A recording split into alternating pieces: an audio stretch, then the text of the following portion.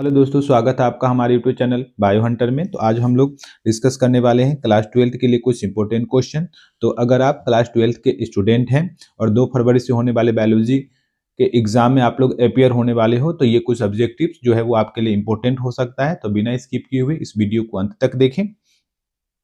तो चलते हैं हम लोग आज के पहले ऑब्जेक्टिव की तरफ। तो पहला ऑब्जेक्टिव हमारा दिया गया है कि पक्षियों में लिंग निर्धारण किसके द्वारा होता है।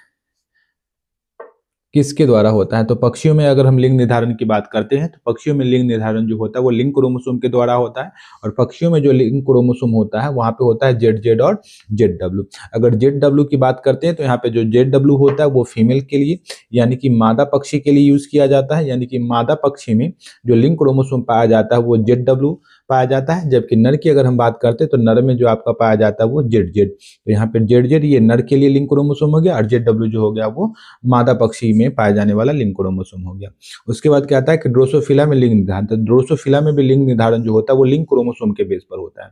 और ड्रोसोफिला में भी लिंग क्रोमोसोम के तौर पे फीमेल ड्रोसोफिला में XX और मेल ड्रोसोफिला में यानी कि नर ड्रोसोफिला में XY पाया जाता है। ड्रोसोफिला को ही पूरा नाम ड्रोसोफिला को हम लोग ड्रोसोफिला मेलानोगैस्टर कहते हैं और इसी का हिंदी नाम होता है आपका फल मक्खी, जबकि इसको इंग्लिश में हम लोग फ्रूट फ्लाई कहते हैं। तो फ्रूट फ्लाई या फिर ड्रोसोफिला या फिर फल मक्खी सारे एक ही हुए। तो आपसे कोई पूछे कि ड्रोसोफिला में लिंग का निर्धारण किसके द्वारा होता है तो लिंग क्रोमोसोम के द्वारा। सर ड्रोसोफिला में लिंग क्रोमोसोम कौन कौन पाए जाते हैं तो XX, ये XX जो होता है XX जो होता है वो फीमेल्स ड्रोसोफिला में होता है, जबकि XY जो होता है वो नर ड्रोसोफिला में होता है।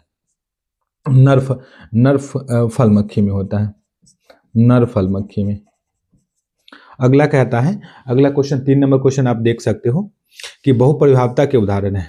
बहुपरिभावता का एक उदाहरण क्या दिया गया आपका फिनाइलकीटोनुरिया। बहुपरिभावता ये बहुपरिभावता से क्वेश्चन आपके बोर्ड एग्जाम में आए हुए हैं, तो इसको थोड़ा सा आपको ज्यादा ध्यान से पढ़ना है। अगला क्वेश्चन आपका कहता है कि एक संकर संकरण का जीनोटाइप अनुपात क्या होता है। एक संकर संकरण का पूछा है। एक संकर संकरण मेंडल ने जब एक लक्षण को लेकर के 2 मटर के पौधे के बीच जब संकरण कराया है तो उसे हम लोग क्या कहते हैं, एक संकर संकरण। एक संकर संकरण का जीनोटाइप आपसे पूछा है तो वो क्या होता है आपका 1:2:1। तो आपका 1:2:1। ये क्या है, एक संकर संकरण का जीनोटाइप अनुपात। उसी तरीके से हम अगला चलते हैं। हमारा 5 नंबर ऑब्जेक्टिव कहता है कि द्विसंकर संकरण का फिनोटाइप अनुपात क्या होता है। तो द्विसंकर का फिनोटाइप अनुपात होता है आपका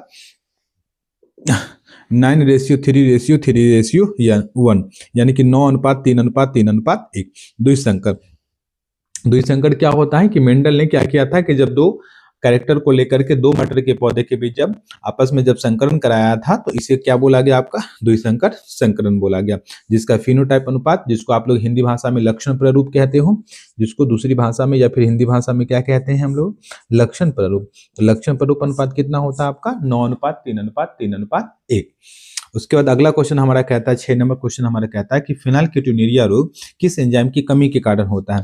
तो फिनाइलकीटोनुरिया रोग की अगर हम बात करते हैं तो वो किसके कारण होता है, फिनाइलएलानिन हाइड्रोक्सिलेज एंजाइम। ये एंजाइम का नाम है और इसी एंजाइम की कमी हो जाती है। फिनाइलकीटोनुरिया वाले व्यक्तियों में फिनाइलएलानिन हाइड्रोक्सिलेज एंजाइम की कमी हो जाती है, जिसके कारण जो आपका फिनाइलएलानिन जो है वो हमारे बॉडी में जमा होने लगता है, फिनाइलएलानिन टायरोसिन में कन्वर्ट नहीं होता है और वो फिनाइलएलानिन के रूप में ही हमारे बॉडी के अंदर स्टोर होने लगता है। इसी कंडीशन को, इसके कारण आपका मानसिक दुर्बलता जैसी स्थितियां आती हैं। इसी रोग को हम लोग क्या कहते हैं, फिनाइलकीटोनुरिया। और ये किस एंजाइम की कमी के कारण होता है अगर पूछा जाए तो ये होता है आपका फिनाइलएलानिन हाइड्रोक्सिलेज एंजाइम के कारण। अगला है आपका 7 नंबर आपका ऑब्जेक्टिव कहता है 7 नंबर ऑब्जेक्टिव आपका कहता है कि फिनाइलकीटोनुरिया के अनेक दृश्य प्रारूपी लक्षण हैं। अगर हम बात करें कि फिनाइलकीटोनुरिया अगर किसी व्यक्ति को हुआ है तो उनमें कौन कौन से लक्षण जो है वो बाहरी तौर से देखे जा सकते हैं। तो उनमें आपका मानसिक मंदन रहेगा, बालों का कम होना और आपका त्वचीय रंजन यानी कि त्वचा की कलर में आपको चेंजिंग आपको देखने को मिलेगा। हेयर्स जो है वो कम आपको देखने को मिलेगा और व्यक्ति जो होंगे वो आपके मंद बुद्धि जैसे हो सकते हैं। तो ये कंडीशन अगर आपको दिखाई दे रहा हो तो आप समझ जाना है कि मतलब ये लक्षण जो होते हैं वो फिनाइलकीटोनुरिया में देखने को हमें मिल जाते हैं। अगला क्वेश्चन आपका कहता है कि लिंग क्रोमोसोमल प्रभावी मेंडलीय या आनुवंशिक विकार कौन है। देखिए यही एक क्वेश्चन जो है वो एनसीईआरटी में कहीं लिखा हुआ नहीं है।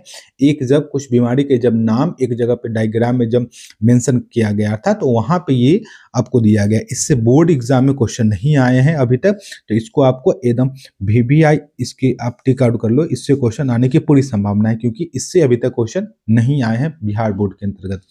क्वेश्चन क्या है कि अलिंग क्रोमोसोमल। अलिंग क्रोमोसोमल का मतलब है कि इसमें जो बीमारी के जो जीन होंगे वो अलिंग क्रोमोसोम पर होंगे और कैसा है, प्रभावी है। और प्रभावी में भी कैसा है, मेंडलीय। मेंडलीय विकार है, इसका मतलब क्या है कि जीन के गड़बड़ी के कारण बीमारी हो रहा है।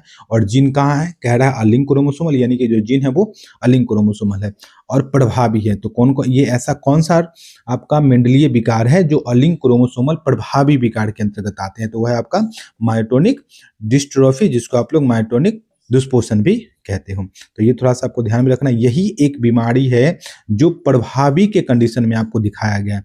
बाकी जितने भी एनसीईआरटी में मेंडलीय विकार दिए गए हैं वो सारे कैसे होते हैं, तो अप्रभावी। मैंने आपके पिछले वीडियो में मैंने आपको डिस्कस किया है इसके बारे में कि एनसीईआरटी के अंदर जितने भी मेंडलीय विकार दिए गए हैं सारे के सारे अप्रभावी है। बस एक ही ऐसा आपका बीमारी एनसीईआरटी में मेंशन किया गया है जो कैसा होता है, तो जो कैसा होता है, प्रभावी होता है। और बाकी जितने भी इसके अलावा मायोटोनिक डिस्ट्रोफी के अलावा जितने भी मेंडलीय विकार जो एनसीईआरटी में चर्चा की गई है वो सारे के सारे अप्रभावी मेंडलीय विकार है। तो ये वीडियो आपको कैसा लगा हो प्लीज़ हमें कमेंट करके बताएं। अगर आपको हमें ये वीडियो अच्छा लगा हो तो प्लीज़ लाइक करें और ये चैनल को सब्सक्राइब करें और ज़्यादा से ज़्यादा लोगों तक शेयर करें। मिलते हैं हम लोग अगले वीडियो में, तब तक के लिए धन्यवाद।